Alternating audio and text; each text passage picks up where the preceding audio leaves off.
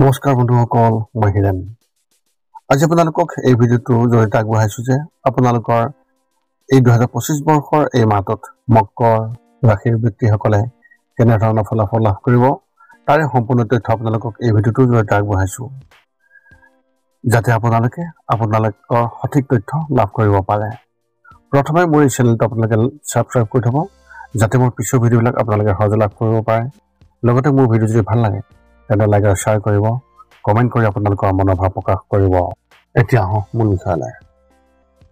আজি আমি জানিম এই 2025 বৰ্ষৰ এই মাহটোত সম্পূৰ্ণ ৰাশিফলৰ বৰ্ণন। আমাৰ সকলোৰে মনত এটা কৌতূহল আছে যে আগন্তুক মাহটো আমাৰ বাবে কেনেকুৱা হ'ব। বহু ধৰণৰ প্ৰশ্ন আমাৰ মনত উদয় হয়, যেনে ব্যৱসায় বা চাকৰিৰ ক্ষেত্ৰত অগ্ৰগতি হ'বনে নহয়, বা কিবা নতুন প্ৰত্যাহ্বানৰ সন্মুখীন হ'বলগীয়া হ'ব নেকি, এনেধৰণৰ বহুতো প্ৰশ্ন। সেয়েহে আপোনালোকক এই ভিডিঅ'টোৰ জৰিয়তে ৰাশি আৰু ৰাশিফলৰ ওপৰত ভিত্তি কৰি ৰাশিফলৰ ওপৰত বিভিন্ন গ্ৰহ আৰু নক্ষত্ৰমণ্ডলৰ প্ৰভাৱ আৰু গতিবিধিৰ বিষয়ে অধ্যয়ন কৰিছোঁ। এই কথা মনত ৰাখি আমি আপোনালোকক এই 2025 বৰ্ষৰ এই মাহটোত ৰাশিফলৰ মতে সঠিক মূল্যায়ন কৰিছোঁ, যাতে আপোনালোকে সেই অনুসৰি প্ৰস্তুতি চলাব পাৰে। আপোনালোকে এই ভিডিঅ'ত আপোনালোকৰ পৰিয়াল, আৰ্থিক, কেৰিয়াৰ, শিক্ষা, প্ৰেম আৰু স্বাস্থ্যৰ লগতে আৰু বিভিন্ন তথ্য আপোনালোকে এই ভিডিঅ'ত লাভ কৰিব। ইয়াৰ দ্বাৰা আপুনি জানিব পাৰিব যে আপোনাৰ ৰাশিফলৰ অনুসৰি কি কি প্ৰস্তুতি চলাব লাগিব। গতিকে আপোনাৰ ৰাশিফল অনুসৰি প্ৰস্তুতি চলাওক। অৱশ্যে আপোনালোকক এইটো জনা উচিত যে এই ভিডিঅ'টোত দিয়া যি তথ্য, এই তথ্য কোনো ব্যক্তি হিচাপে নহয়, ৰাশিফলৰ ওপৰত হোৱা যি প্ৰভাৱ, সেই প্ৰভাৱৰ বিবেচনা অনুসৰিহে এই ভিডিঅ'ত উল্লেখ কৰা হৈছে এই সকলোবোৰ তথ্য। গতিকে এনেদৰে আপুনি আপোনাৰ জীৱনত ঘটিব পৰা সকলো কথাৰ তথ্য লাভ কৰক। গতিকে কোনো পলম নকৰাকৈ এতিয়া আমি এই 2025 বৰ্ষৰ এই মাহটোত যি ৰাশিফলৰ বৰ্ণন, সেই ৰাশিফলৰ বৰ্ণন আপোনালোকক আগবঢ়াবলৈ আগবাঢ়িছোঁ। সৰ্বপ্ৰথম পাৰিবাৰিক জীৱনৰ ক্ষেত্ৰত এনেধৰণৰ।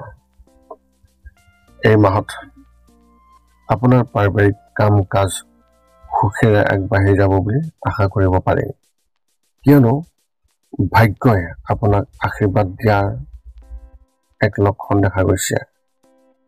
আপোনালোকৰ বেছিভাগেই আপোনাৰ বৈবাহিক সম্পৰ্কত পূৰ্ণতা আশা কৰিব পাৰি। পত্নী বা স্বামীৰ পৰা বহুত মৰম পাব আৰু সমগ্ৰ ঘৰুৱা দৃশ্যপটটোৱেই হ'ব অতি সন্তুষ্টিৰ উৎস। অধ্যয়ন আৰু অন্যান্য পাঠ্যক্ৰমৰ বাহিৰৰ যি কাম, সেই কাম কাজৰ উৎকৃষ্ট প্ৰদৰ্শন আৰু তেওঁলোকৰ সদ্ভাৱৰ আচৰণে শিশুৱে তেওঁলোকৰ মংগলবোৰ বৃদ্ধি কৰিব। আৰ্থিকভাৱেও আপোনালোক সকলোৱে যথেষ্ট ভাল কাম কৰাৰ উচিত, কাৰণ পৰিয়ালৰ মুঠ আয় বৃদ্ধি পাব। শিক্ষা আৰু কেৰিয়াৰ ক্ষেত্ৰত এনেধৰণৰ। এই মাহত আপোনাৰ শিক্ষাৰ উন্নতিৰ প্ৰচেষ্টা সুকলমে হোৱাৰ সম্ভাৱনা নাই। আপোনালোকৰ বেছিভাগেই এনেদৰে নেতিবাচক প্ৰভাৱ পৰিব যে আপুনি আত্মবিশ্বাসী আৰু আচৰণত জিদি হৈ পৰিব। ইয়াৰ ফলত শিক্ষণ এক কঠিন কাম হৈ পৰিব। গতিকে সংযম আৰু এনে প্ৰৱণতা নিয়ন্ত্ৰণ কৰা উচিত। শিল্পৰ প্ৰতি আগ্ৰহী ব্যক্তিসকলৰ বাবে এই সময় অতি কঠিন। তেওঁলোকে নিজৰ উদ্দেশ্যৰ বাবে বহুত কষ্ট কৰিব লগা হ'ব। প্ৰতিযোগিতামূলক পৰীক্ষাত অৱতীৰ্ণ হোৱা ব্যক্তিসকলে অতিৰিক্ত প্ৰশিক্ষণ লোৱা উচিত, কাৰণ এনে পৰিস্থিতিত ই অতি প্ৰয়োজনীয় হ'ব। ব্যৱসায় আৰু চাকৰিৰ ক্ষেত্ৰত এনেধৰণৰ। এই মাহটো আপোনাৰ কেৰিয়াৰৰ সম্ভাৱনাৰ বাবে অতি ভাল। আপুনি আশা কৰা ধৰণে লাভ কৰিব বুলি আশা কৰিব পাৰি। যদিও আপুনি কৰা প্ৰচেষ্টা সাধাৰণতকৈ বেছি হ'ব। আনকি হৃষ্টম্যাদী ভ্ৰমণে আপোনাৰ সম্ভাৱনা বৃদ্ধি কৰাত সহায় কৰিব।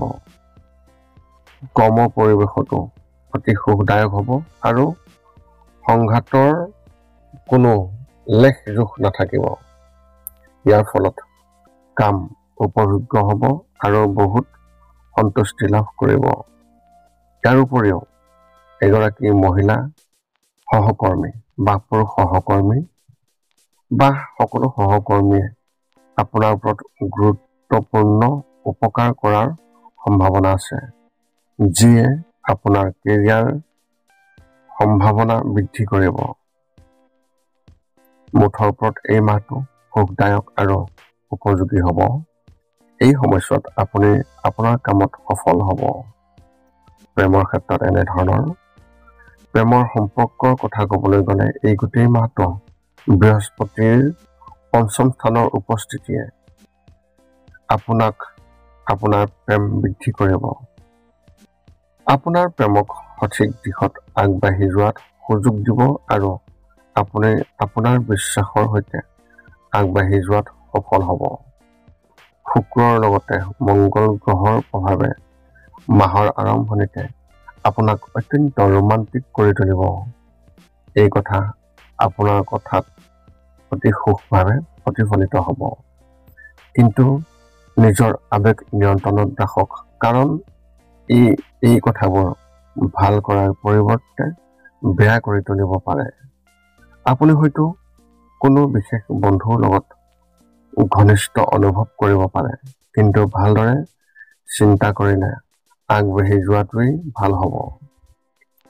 স্বাস্থ্যৰ ক্ষেত্ৰত এনেধৰণৰ এই মাহত আপোনাৰ ব্যৱস্থাটোৱে পুষ্টিকৰ খাদ্যৰ পৰা সম্পূৰ্ণৰূপে উপকৃত হ'ব, যিয়ে আপোনাৰ মন আৰু শৰীৰক সাধাৰণৰ শক্তি আৰু সজীৱতা প্ৰদান কৰিব।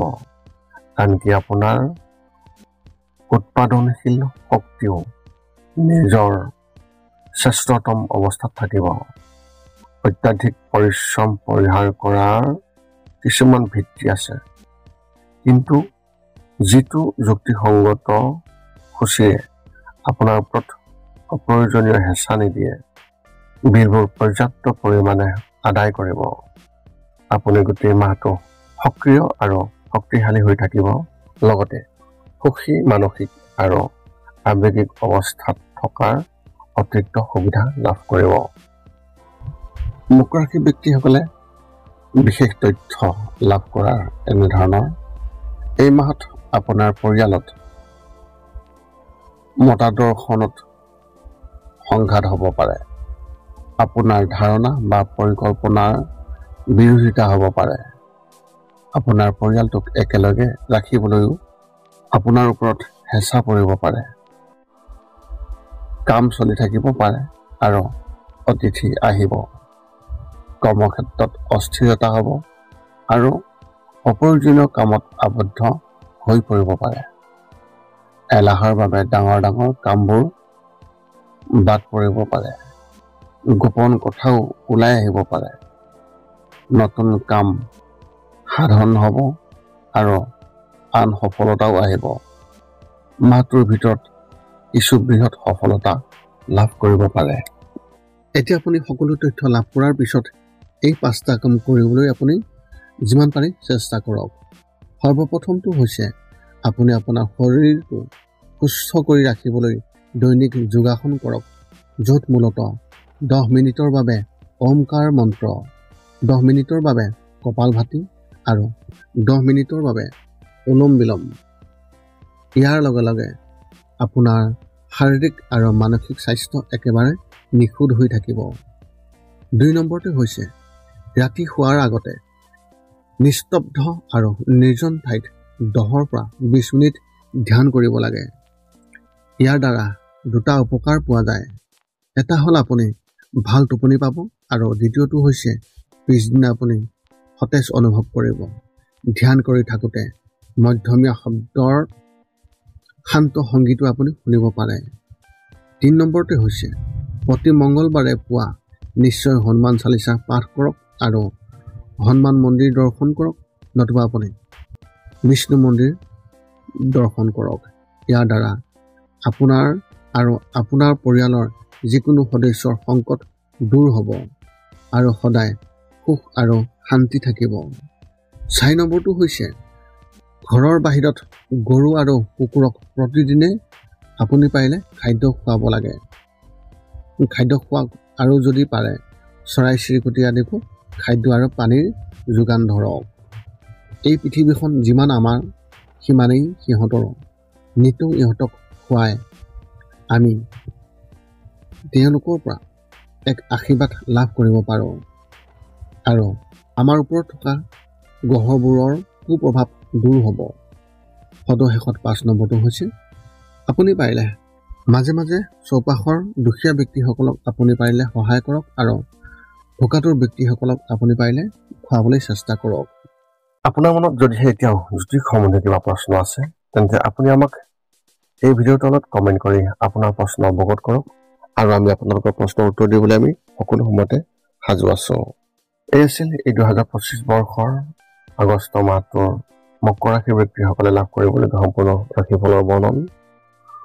যদি মোৰ ভিডিঅ'টো ভাল লাগিল তেন্তে লাইক শ্বেয়াৰ কমেণ্ট কৰি দিব, চেনেলটো ছাবস্ক্ৰাইব কৰি ল'ব যাতে মোৰ ভিডিঅ'বিলাক আপুনি লাভ কৰে আৰু পিছত অন্য এটা ভিডিঅ'ৰ জৰিয়তে আমি আপোনাৰ লগত যাতে সম্পৰ্ক ৰাখিব পাৰোঁ। পুনৰ লগ পাম অন্য এটা ভিডিঅ'ত। আজিলৈ ধন্যবাদ।